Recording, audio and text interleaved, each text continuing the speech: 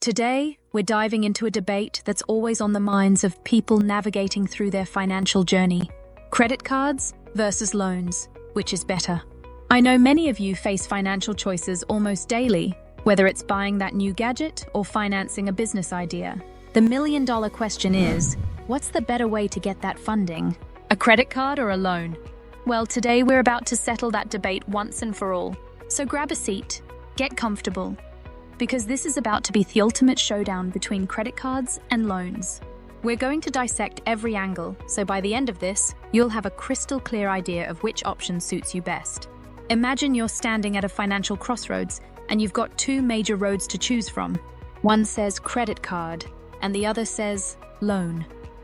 Both can get you where you want to go, but the journey, it's going to be quite different. To understand which is better, we first need to break down what each option brings to the table. First up, credit cards are like your financial Swiss Army knife. They offer a revolving line of credit that gives you access to funds whenever you need them, provided you don't exceed your limit. The magic is in the flexibility. Pay it off and boom, your credit replenishes. Credit cards can give you short-term credit, rewards, cashback, and even a sense of convenience. But that convenience comes at a cost, high interest rates if you miss that due date. And let's not forget about the temptation they bring. It's easy to overspend when all it takes is a swipe. On the other hand, loans are a bit more traditional, a bit more calculated. Loans come in many forms: personal loans, car loans, home loans. What's common is that you borrow a fixed amount and have a set time to pay it back, with interest, of course. Loans are usually for big expenses, like buying a house, paying for education, or consolidating debt. They come with a structure that's predictable, which is what some people love about them. There's a clear beginning, middle, and end to a loan, unlike the revolving nature of credit cards, which can sometimes make it harder to keep track of what you owe. All right, let's talk about the pros and cons. Imagine you need to pay for an emergency expense, maybe an unexpected medical bill. You have two options: swipe that credit card or take out a quick loan. With a credit card, the biggest perk is speed and convenience. Need the funds? Swipe and you're done. No paperwork, no waiting for approval. Also, let's not forget about the rewards. Who doesn't love that cashback or those air miles?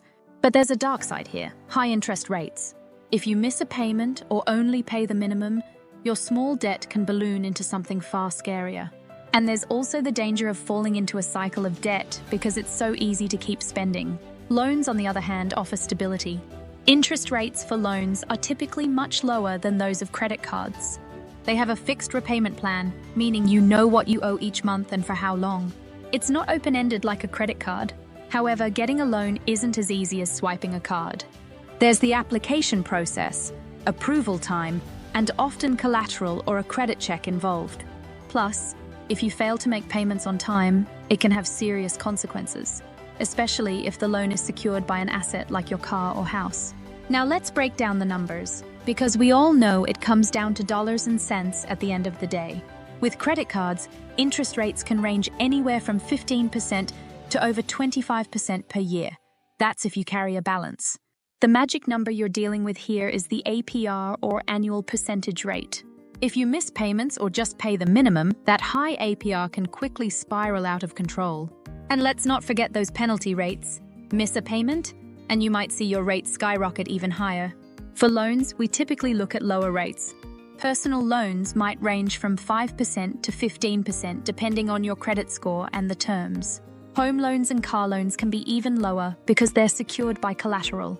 The advantage here is predictability. If you're the kind of person who likes to plan a budget, loans can make life a lot easier because you know exactly what you'll be paying every month. Plus, loans often have options for fixed or variable interest rates, which allows you to choose what best fits your risk tolerance. Let's dig into the practical applications. When is a credit card better, and when is a loan the wiser choice?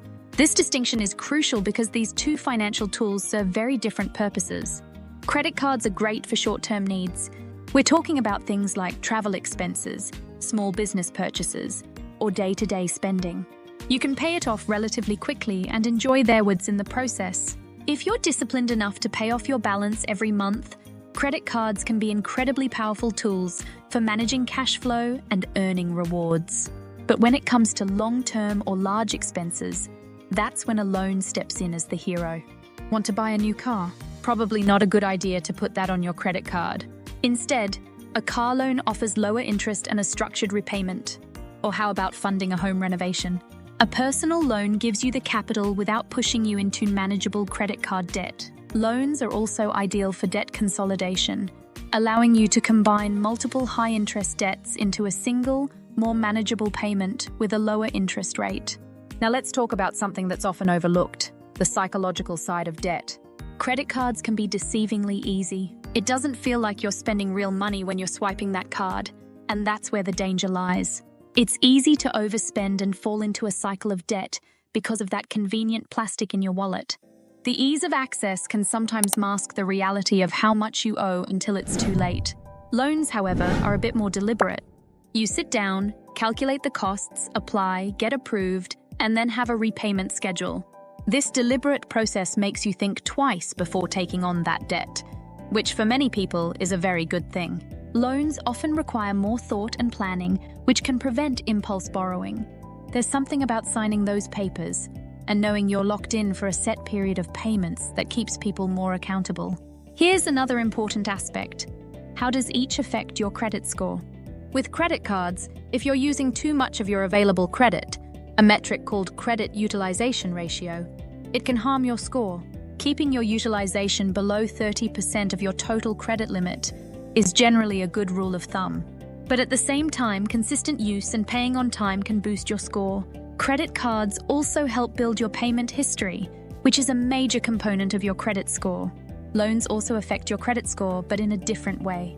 When you apply for a loan, there's typically a hard inquiry, which can temporarily dip your score. However, as you make consistent payments, your credit score can see a significant positive impact.